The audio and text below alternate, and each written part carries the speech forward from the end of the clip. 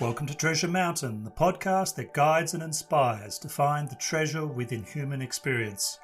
Our guest today on Treasure Mountain is John Waite, who was born in post-World War II United Kingdom and brought up to be fiercely independent.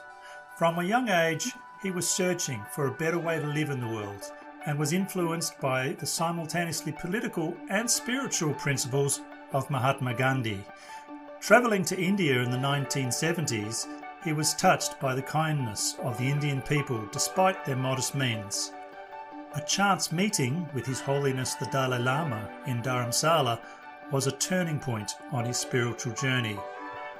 Later, John would go on a 2-week meditation retreat in Queensland and was pleasantly surprised when every thorny question and challenge to the teacher was warmly received and returned with wise, well-considered answers.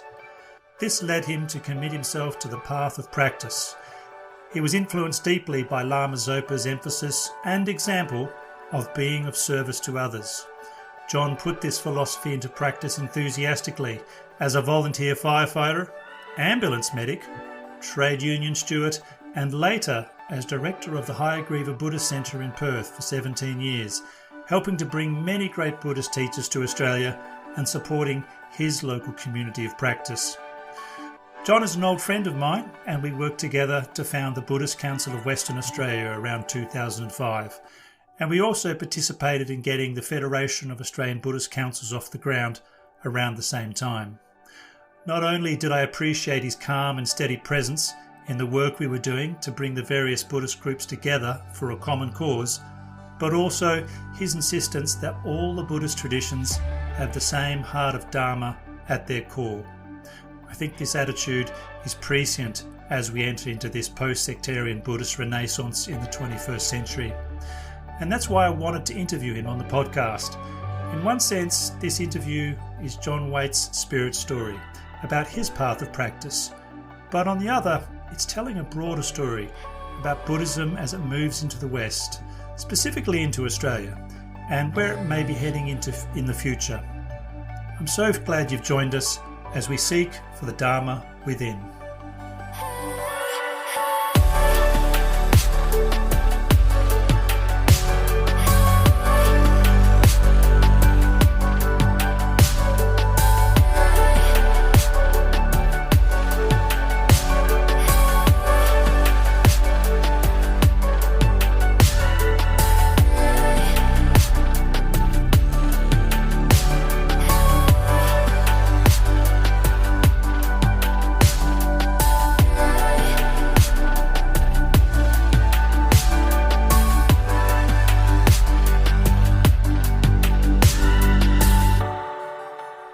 Welcome to Treasure Mountain. How are you doing, John? Very well. Good to be talking to you, Sol.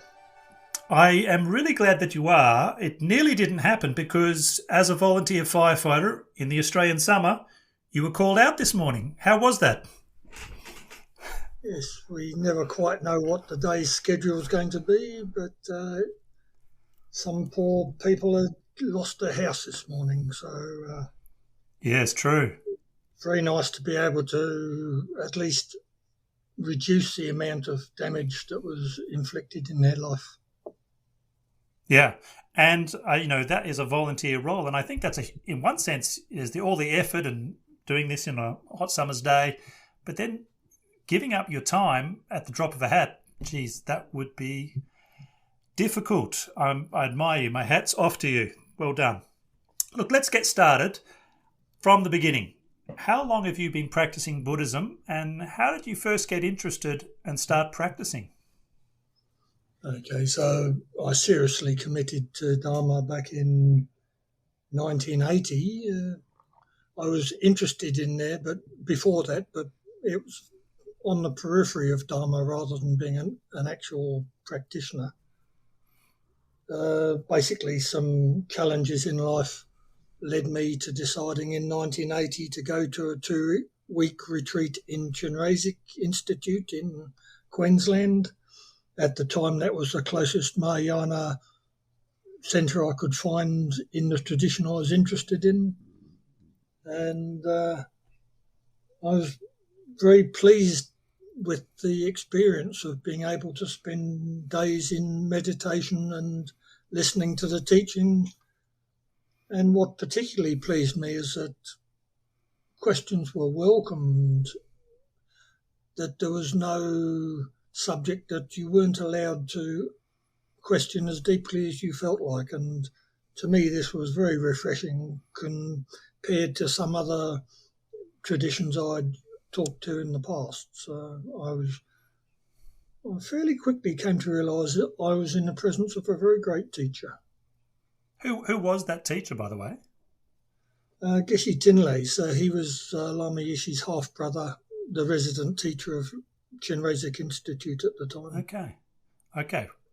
And can you remember any of those thorny questions or any of the issues that you raised with Geshe Tinley? Some of them were funny. They were just cultural differences. For example, we were discussing good and evil at one stage, and I tried to raise the devil as an example of evil that couldn't be challenged.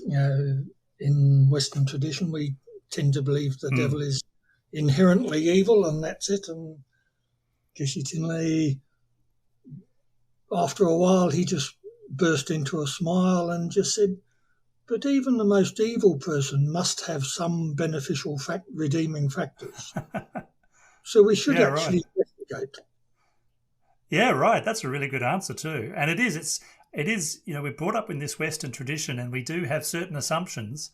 And then when you come across a good Buddhist teacher, it's a totally fresh perspective.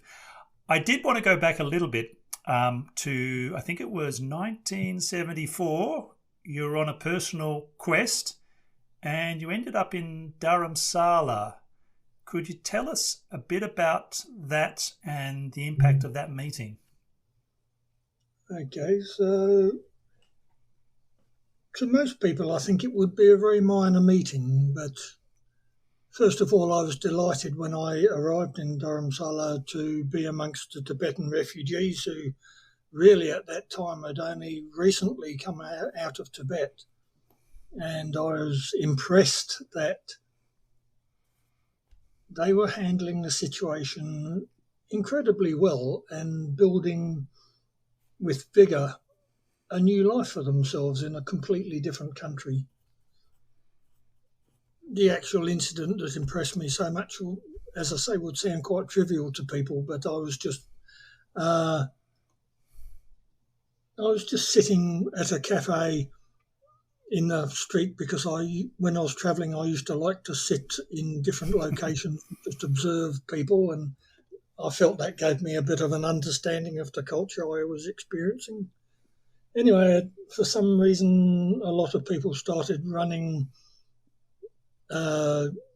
from behind the cafe out into the open space in front of the cafe, and I thought, oh, goodness, what's upsetting them that they're running away from something? Then somehow I realised they weren't running away from something, they're running towards something, but I hadn't seen any indications that anything was happening. And then, quite unexpectedly, the gates of the Dalai Lama's palace opened and the Dalai Lama came out in an open-top Mercedes-Benz car. And it wasn't a conversation that took place. It was just somehow, just being in his presence, I knew I had experienced quite a profound moment in my life. And it made me think a great deal about what I had come across. And to cut a very long conversation short, basically it led me to investigating Dharma to find out what made that event special. Another incident that actually is on a very similar line that happened later in Nepal was that I was stopped from swimming in Lake Pokhara because the King of Nepal sent his navy out to ask me not to swim in front of his lake. And I went down to a river every day after that to swim and meditate. And one thing that struck me is on the way down to the river, I think it was the left-hand side, there was a Tibetan refugee camp, and on the right-hand side there was a Nepalese traditional village. And my mind had really thought, well, the Nepalese village being established should have happy people in it, and the refugee camp should be full of suffering because they've actually lost everything they had. And I was actually delighted to see these Tibetan refugees were the happy people. They were optimistic. They were working towards the future. And again, that left me to work out what is the difference. And the only difference I could really come to was that they were practicing Dharma. Thank you for telling those stories, because I do think that tells us, I know in my own experience, some pretty trivial chance encounters were of huge significance to me. But I also think you've touched on, with that latter story about the Tibetan refugees, you've hit on a point which is really, really profound, because I know in the West we so often get caught up in like philosophizing, but the proof is in the pudding, and being in the presence of happy people who, have a good basis in their spiritual lives for being happy is the thing that really changes one's heart, I think. Very much, and it's something I try to remind people over the years, that all the great teachers I've come across have got a beautiful sense of humour, and even the enormous pressure, they're quite happy, quite relaxed. And so I think we as Westerners, we tend to get a little bit too uptight about practicing, and we really need to look at how they handle issues and learn from them. Yeah, I totally agree. Now, on that topic of teachers, I did want to ask you, because I've been a little bit closed-minded so far with the Treasure Mountain podcast. I've only been talking to people from my own tradition, which is my comfort zone. I wanted to go a little bit out of my comfort zone and learn something, and hopefully the audience will as well. And I'll talk about, in the Tibetan tradition of Mahayana Buddhism, the role of guru devotion and how can we understand it better. So this is being devoted to one's teacher or teachers, and it's very important in Tibetan Buddhism. I'm not so sure that it's that different in Theravada, but what's your approach? How should we understand it? So I think in Mahayana Buddhism it's set out a little bit more clearly than I've read in Theravada, and probably at this point I should confess that I don't have a great depth of knowledge of Theravada. So if I do say something that people see me as putting down another tradition, it's certainly not meant that way. So please just forgive me in advance. So getting back to the guru devotion, the first mistake I think many students make when we're thinking about taking on teachers, we take them on without investigating. And the Dharma is clear on this, that we must investigate very clearly, because once we establish that relationship, we actually do have to carry out the advice of the teacher if we want to make progress. Of course, if something goes wrong, if we do make a mistake, there are ways of dealing with it, but it's not advantageous to get in those positions. So we do need to investigate the teacher clearly and make sure that they are the teacher that will lead us forward. I think that's a really important point, and I think that's actually no difference between Theravada and Tibetan Buddhism, and perhaps there's none at all. But I do think that there's some real benefit from, once you've done that investigation, to kind of trust in your teacher. Is that the way you describe it, to have a trust, or is it something else? How would you describe it? It's a very deep trust that, of course, we build up over years. So I've been far from a perfect student for Lama Zopa Rinpoche, but he's been incredibly kind and generous with all my different failings. I found his advice, if I have the courage to follow it, it always works out well, which has really surprised me, because some of the advice, when you first hear it, you go, oh, that's a bit unusual, that's a bit different. But what I've my personal experience is that if I do actually carry out that advice, quite unbelievable things can take place. Like probably an example that everybody would relate to very well is that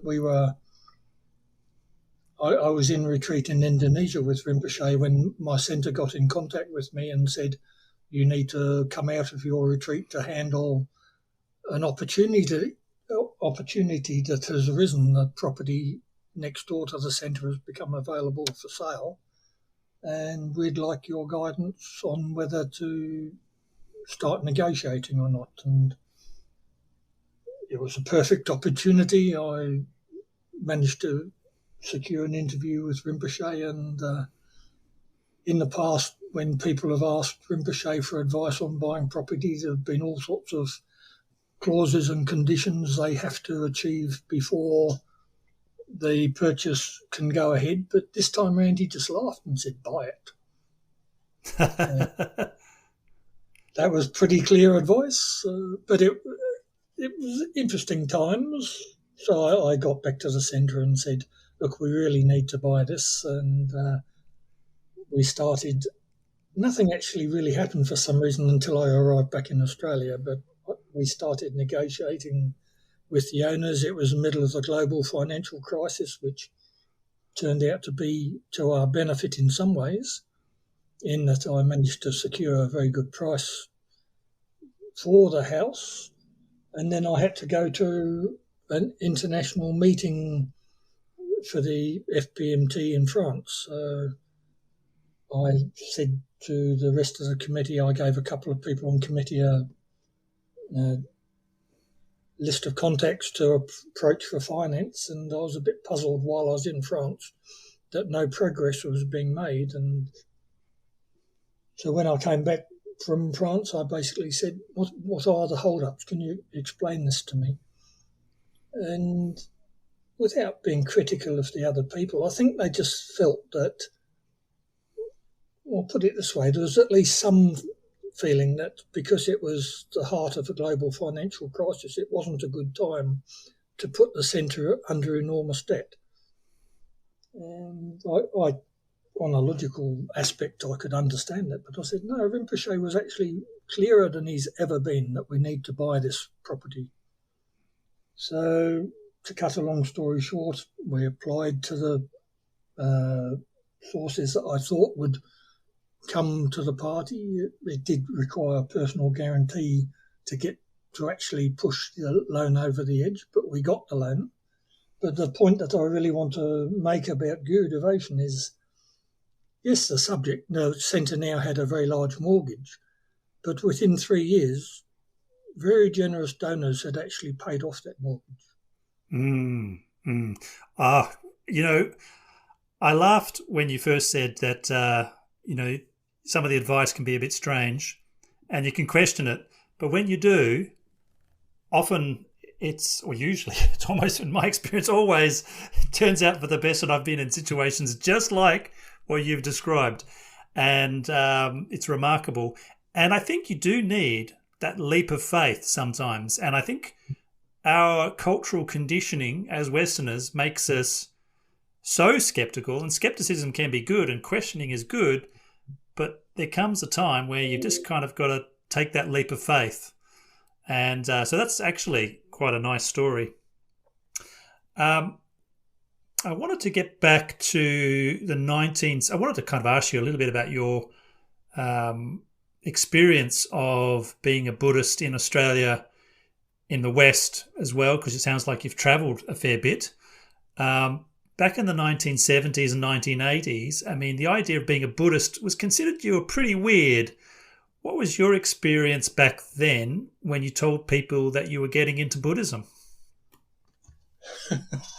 So, yes, it was certainly different. Just to compound on the difference, when I was investigating most actively, I was now working on a farm in a small community called Murridup, just west of Kojonup.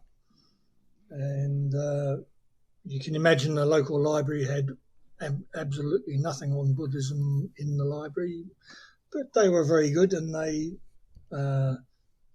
applied to the University of Western Australia, and after some time, a lot of books were coming down from the university. But one of the issues I found is that they were often very intellectually written, so it was hard to grasp the fundamentals of what they were talking about.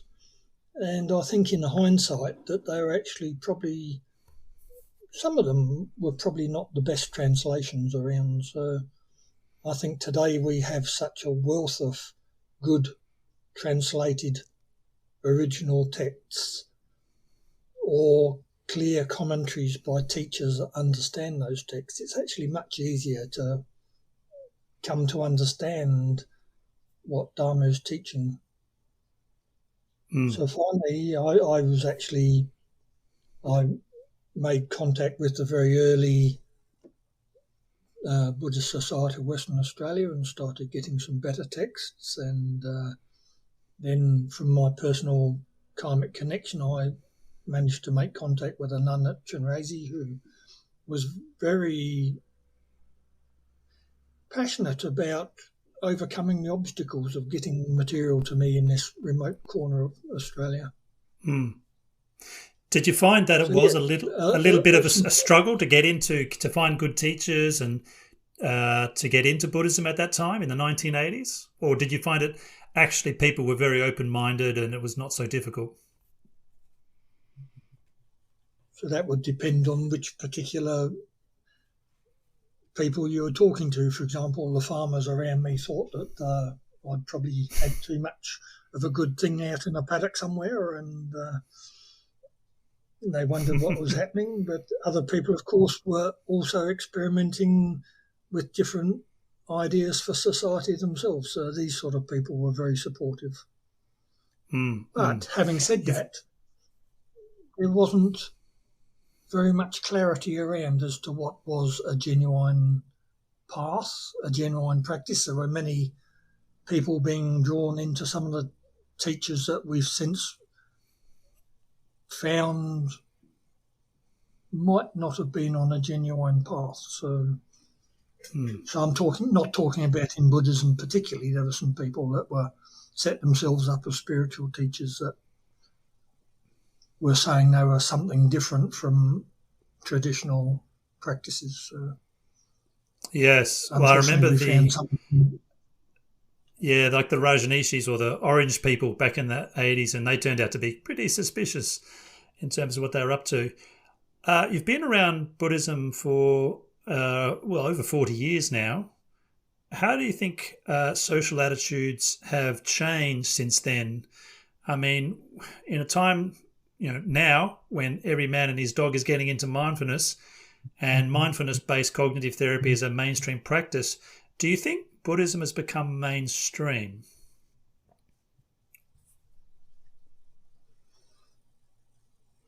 I think it needs to become mainstream. I think a lot of people resist actually going into a temple. I think they find it quite a challenge to step into a building where they've got no idea what's going to happen to them once they actually step through that front door. So mindfulness, of course, it depends on the teacher. There are some very good people teaching mindfulness, but the thing that disturbs me a little bit, I guess, is that a lot of these teachers, because they haven't studied the Dharma, I think they're actually missing some very critical parts of the teaching that would benefit people enormously if they could be taught those teachings. I think this applies to all of us. I think it's very easy to get into a practice without investigating enough, and it's very easy to rely too much on faith without doing the study to appreciate just how fortunate we are to have this material available to us. So I think we really do need to study, and not just study, but actually then sit on the cushion and really examine our minds. Do you think, though, I think that comment you made about how people in the West might still be a bit afraid of coming through the front door of a temple, like they're going to get mugged and converted, or something like this, and that's not how it works at all.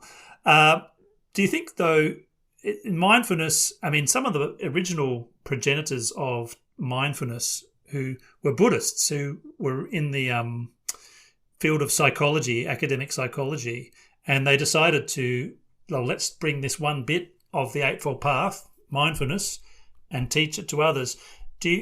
What are your overall perceptions of that? It's like, is that a good thing, or is there something that's missing in terms of, there's much more that we could be offering in terms of the Buddhist tradition? So again, it's a very complex position to debate. I would say that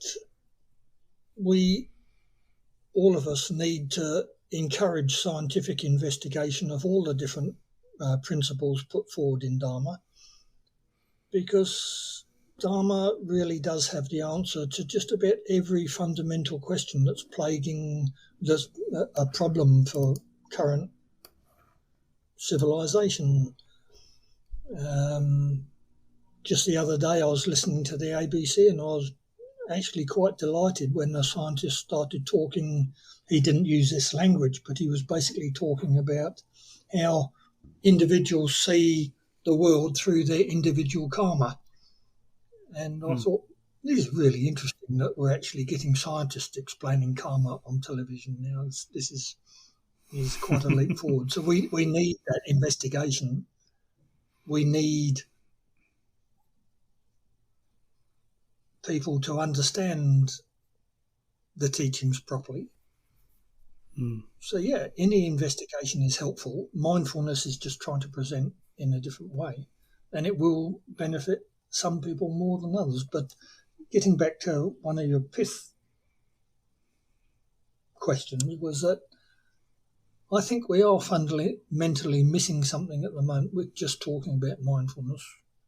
For example, we miss some of the teachings on guru devotion, which actually we believe very strongly that we can't make clear progress without a sense of guru devotion, because I think life is like trying to explore a big river system with a whole series of creeks that we could get stuck up if we haven't got some guidance. And I think the teachers just help us say, hey, John, I don't think that creek you're paddling up is a particularly healthy one. I think you should actually come up this creek here. And so they just help, if nothing else, they help us reduce the amount of investigation, exploration needed to reach the goal we're aiming towards.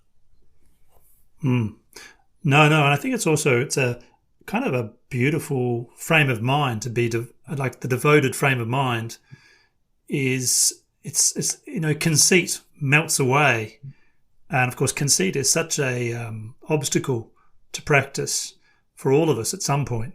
So I think it can be really helpful. But I wanted to also kind of draw our discussion to the topic of service, and this episode is titled Dharma is Simply Service. And that's one thing which I don't think many Westerners would think about as being a very important part of the path when they first approach it. But for those of us who've been doing it for a while, we really come to appreciate how important it is.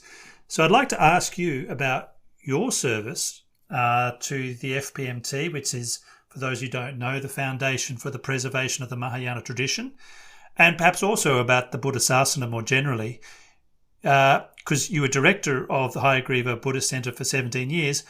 So from your point of view, why was this service so important to you, and what kept you going? Okay, so just before we get into answering that question, I think we do need to, again, be clear what the teachings of the Buddha are saying. And so here I'd refer to the two purposes of life, the two purposes of practice. So everything we do, it should be an offering to the Buddhas, and also everything we do should be done in order to benefit all sentient beings, not just ourselves, but all sentient beings. And this leads us into a much broader vision of life when we're not just concerned with our own immediate happiness. We can experience a very great depth of relaxation and growth that allows us to reach states that previously we probably wouldn't have acknowledged existed, or if we'd read about them, we probably had some doubt about their existence. So the actual service, basically, having met Lama Zopa Rinpoche, he's such an incredible example in his own life, in that how many of us really meet somebody that their whole life, every living moment, is devoted to doing something to benefit other people, other animals, to try and create the opportunity. For example, Lama Zopa talks very much about blessing animals, and so that we can actually free them from their negative activities, so that even if in this life they're still in that lifestyle, in their next reincarnation they do actually have the opportunity to have a higher rebirth. He's so many stories about him. His attendant Roger, who served him for many years, has always had quite a challenge on his hands. He wouldn't express it like that. He delights in serving Rinpoche and being around him. But an example was that, according to the story, that one day Roger was driving with Rinpoche to get to the airport in Gaya, coming from Bodh Gaya, and suddenly Rinpoche saw somebody in the street, and he just said, stop the car. And he felt that he really needed to talk to this person right then and there, and he did so. And he was blessing the person, and Roger is in the background saying, Rinpoche, the aeroplane leaves in an hour. Can we please bring this to a conclusion and get to the airport? Anyway, so I think there have been many occasions when Roger's finally got Rinpoche to the airport, only just in time to get on the plane, because all along the way there's people that Rinpoche is trying to help in many different ways. So, do you think that's been a guiding philosophy for you? Because when you take on a role like being the director of a Buddhist centre, I mean, sometimes everything's going to go smoothly, but there are going to be times when everything just goes wrong and you have to deal with conflict or problems. It must surely try your patience. So what guides you through all those difficulties? So again, this is where Guru devotion really becomes a very powerful tool. That when I look at the example of Rinpoche and I think what he's doing every moment of the day, then I think surely I can handle this. If he can handle all that, surely I can handle this. And that is the reality of it, that when things are going upside down or sideways or totally disappearing from under your feet, it's temporary. And we're actually taught by the Buddhas there are ways of creating the karma that will bring it all back together again. And that is the solution. Harmony, for example, in a centre is critical. And that's the most important role of a director, is to maintain that harmony. And it can be challenging, because humans being humans always like to find a difference between them and somebody else. And we can't let that stop us. We need to find a way around it, remind people of the teachings and move ahead. Of course, it helps having really good teachers at the centre, because you can actually say, could you focus on this subject today? I think people actually need to hear that. So that really helps. Yeah. And I really love the way that you said that when you are devoted to serving others rather than yourself, it really, you said it makes you much more relaxed. I thought that's a really great way to look at it. Do you find, though, also you get a sense of joy from serving others? I think it's the most profound sense, and sometimes it takes a long time to realise that something you've done has had a big effect on somebody. Sometimes you do think, what am I achieving? And then I've been very fortunate that over the time people come up to you and say, oh, thanks for what you did 5 years ago. That actually totally transformed my life. And you go, oh, really? Mm. And it sort of makes you realise that there's a lot of benefit to what we're trying to do in the centres. And we, again, if we all work together, we can achieve it. Right. And I did want to take you up on that topic because I want to ask you something I've not asked you before. And I guess I always assumed that your motivations were the same as mine. I want you to cast your mind back to the period when we were working to establish the Buddhist Council of WA, and also we were working to get the Federation of Australian Buddhist Councils together with our colleagues over in the eastern states. You remember we visited Melbourne and we went to Bendigo.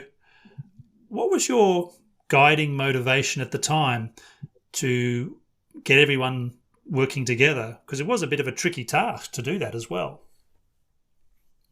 A tricky task, but first of all, I'd like to say that working with you and Man Wong from different traditions was just a pure joy that we could come together and have many hours of debating the best way to establish a constitution. And I haven't talked to Man Wong for years, but I still hold both of you in such high regard that those times were very precious. I've probably had some slightly unorthodox views in that at one stage I was thinking that to establish Dharma in the West we should actually have one Buddhist centre that taught all the different traditions. Having learnt a bit more about some of the traditions, I think that could be quite an interesting challenge. But so basically I was just like a university where we have managed it in the past, like Nalanda did manage it, that we had many traditions working together in Nalanda that did thrive, and it's actually a fundamental part of our teaching, for example, that we cannot thrive in the Mahayana unless we have a fundamental respect for Hinayana. And when we go to Vajrayana, we can't progress in Vajrayana unless we have a fundamental respect for Mahayana. So bringing them together, I think it's something we need to do. It's also something that I think society gives Buddhism a lot of credit for the fact that we don't have major rifts between the different groups, that we do come together on fundamental issues and we don't have any religious wars between us or some of these other problems that you see elsewhere. For example, the Dalai Lama, when he's teaching, he always invites a different tradition to recite the Heart Sutra before the teaching. And I find a great delight in seeing people from different traditions getting so much joy. And it was a surprise to me many, many years ago seeing some Theravadan monks rejoicing in the Dalai Lama's teachings on the emptiness. And I'd always had somewhere I'd picked up the view that they didn't actually believe in emptiness, certainly not in the way we were taught to believe in it. So it was quite a educational moment for me to see these monks on stage with the Dalai Lama rejoicing in his teaching on emptiness. And it made me realise that John Waite had to pick up his socks and learn a bit more. So it's by coming together that we learn, basically. And I have to concur on that. Yeah, I really concur on that, and I have to say, it's a shame in some ways we don't have Man Wong here, because he was a really good presence when we were working on that the Buddhist Council of WA. But the thing, I went in, I was quite young at the time. I was still in my late 20s, and I was a bit defensive, I think. I didn't really know much about the other Buddhist traditions, and I guess I was a little bit kind of in my own bubble. But I was immediately put at ease by both yourself and also Man Wong, and did immediately found that we had so much in common. And I think your expression of saying that we have that common heart of Dharma, I think that was it's a very poignant way of phrasing it.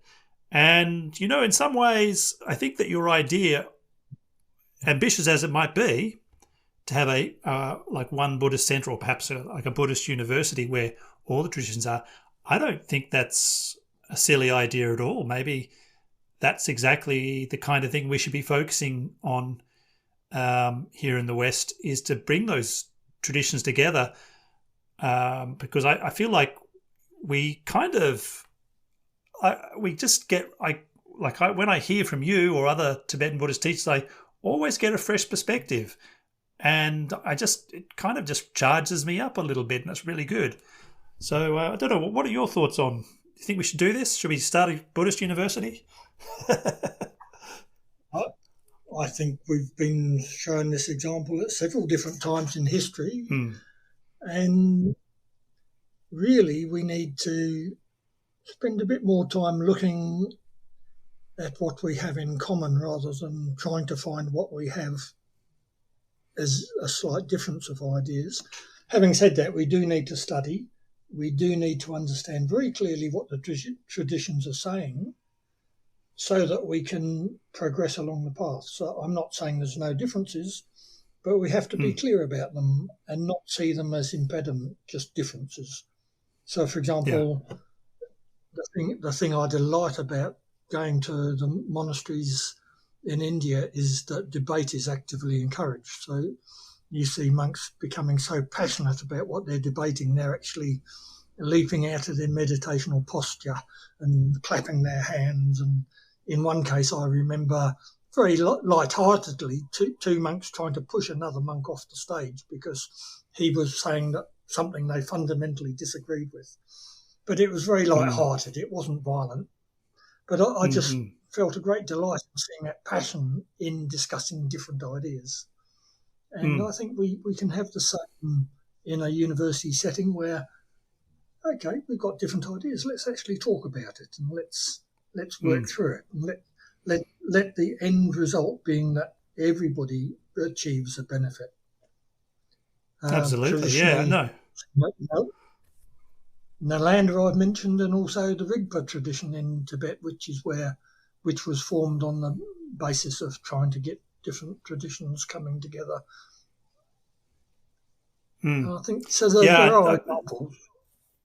Yeah, there are, and I think the Naropa University in the United States is trying to do that as well. So I think this is something. It's an opportunity. I think if we can kind of see any differences that we have not as an obstacle, but rather as something that could actually be really useful, because there is that debate. We can sharpen up our own ideas, even if we don't always agree. It can really benefit having these different kinds. Having that pluralism, I think, is really beneficial.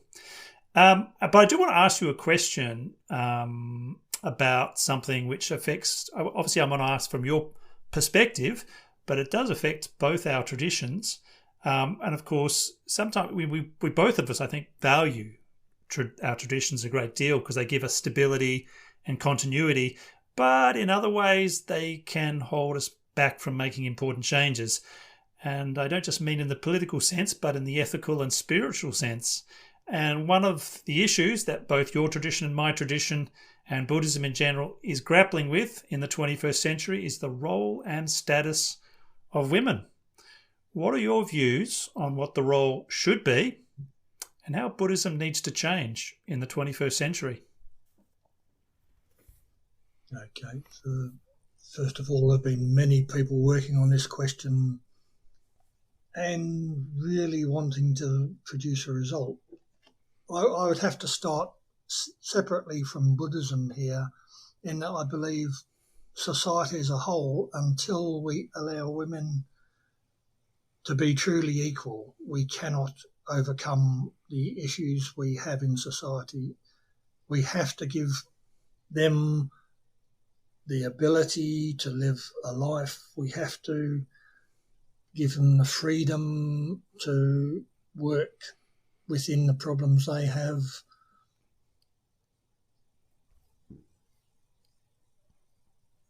And we've come a long way in some senses, but we've still got a long way to come. For example, I was talking to some friends in Nepal the other day, and they were mentioning just how difficult it could be for a woman if her husband left her and there was no support.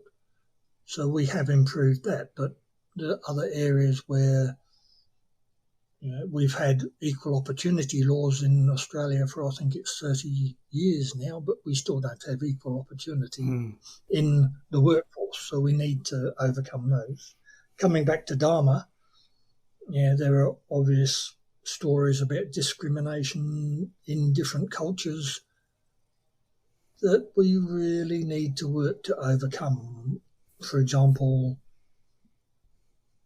I know some of the reasons behind full ordination not being offered in every tradition, but somehow or another we need to overcome those obstacles, and instead of just seeing them as immovable, we need to find a way through, because Buddha was very clear that women do have just as much ability to become enlightened as men, so why are we creating obstacles on the path for those people? Yeah, I have to say, from my own point of view, like, there is the issue of equal opportunity, but if you look at the broader issue, why wouldn't we want women to become enlightened? That's ridiculous. If we would all benefit from that. And so what are your what do you think? Is there anything that you're doing or people you know are doing to make changes within Tibetan Buddhism right now, in terms of? So I can't say that I'm doing anything other than supporting people that I agree with. But we do have many examples. One of my main teachers, Kandala, is an enlightened being in female form in this life. And the experiences, although they're very minor experiences, any experience I have had with her has just really left me with a feeling of wanting to achieve the levels of mind that she's achieved. So a very inspirational teacher. And again, beautiful sense of humour, so she can teach with that humour there, so it doesn't have to be all serious. But we do hold people back. We make it difficult for people to have the freedom to get visas and passports. And do you think that presently there is a movement within Tibetan Buddhism to make change? And I think most of the great teachers want that change to take place. They're just finding it very challenging to actually get to an agreed position as to how that will take place. For example, the Dalai Lama has been very clear sometimes that it should happen. I believe the Karmapa has been very clear that it should happen. So these are people at the heads of their traditions, or very high up in their traditions.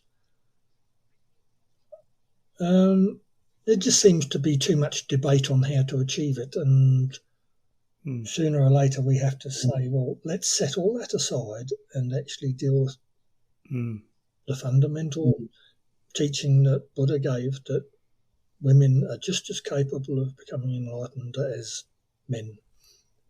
And the women in this world need to see that, and so we need to come to a position where we can allow them to achieve that, to see that so they can achieve that. That obviously is one of the big issues in Buddhism today. But I also wanted to ask your thoughts. We're in the process, and I would personally say very early in the process of seeing the Dharma move from Asian countries and spreading into Western countries. What do you see? Where do you see Buddhism is going in contemporary Australia? Where do you think it's headed at the moment? And are there any weaknesses that need to be addressed as we continue to grow?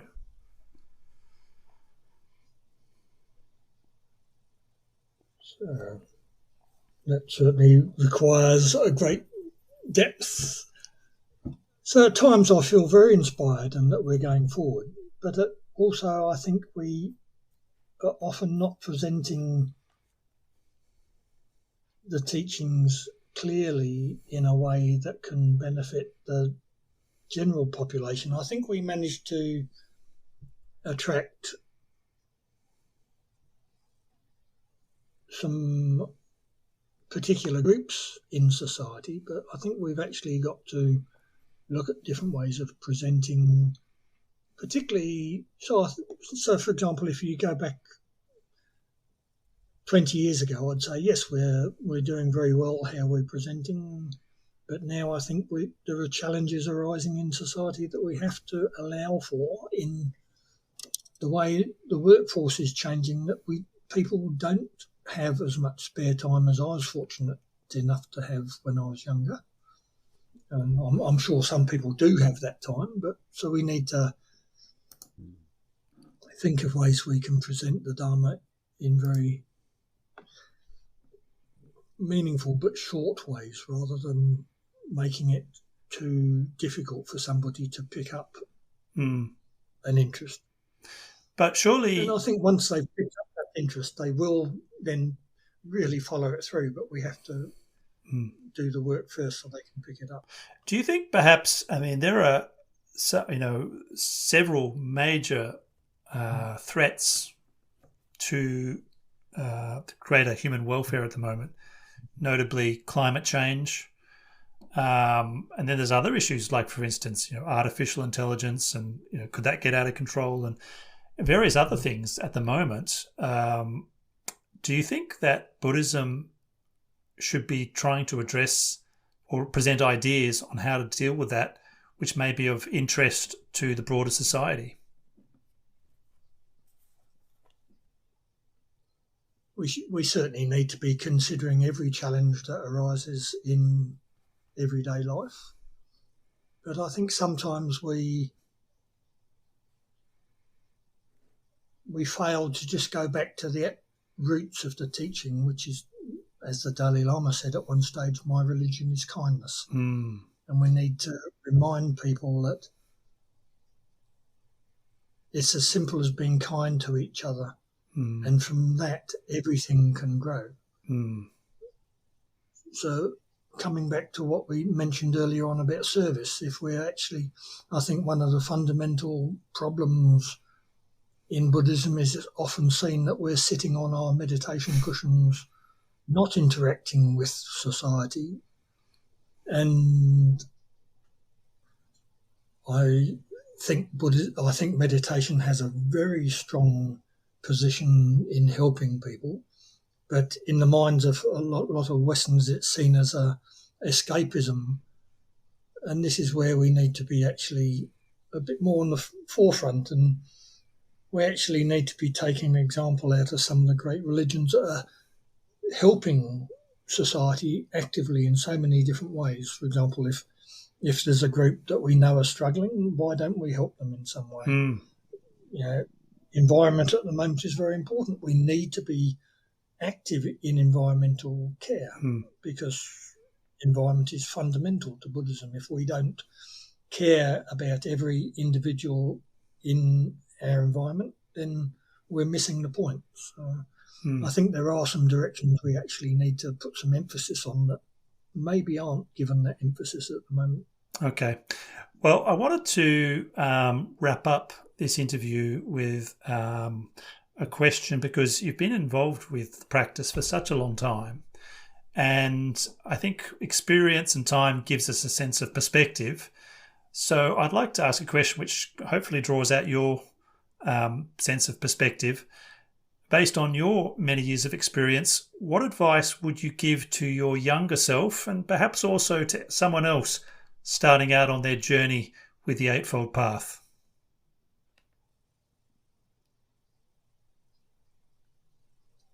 So I think it comes back into some things we've said already, but I think the big one is to make sure you start on some firm foundations. So do investigate the teacher you're relying on to introduce you, to make the effort to actually find out what is really being said rather than thinking you've understood it, because I think it's because we're dealing with ideas that might be quite different from what we've heard in the past. I think it's easy to pick up the wrong end of the stick. So just to take the time to be patient with yourself, to be patient with the people around us, and give credit to a philosophy that has been robustly existent for quite a few centuries now, and we actually have examples that we can go back on, but of course that doesn't come at the initial stage. But I think this is something we also forget, is that we are living in a tradition that has historically for centuries produced the great leaders that tradition needed at that point in time. And so it is a progression that we keep moving forward, and to be open to the idea that aspects of Dharma that were focal at one point might not be the focus right now. So, to try and get a deep understanding of what is available in Dharma as possible. Oh, gosh, I wish I'd got some of that advice when I started out, because patient I was not.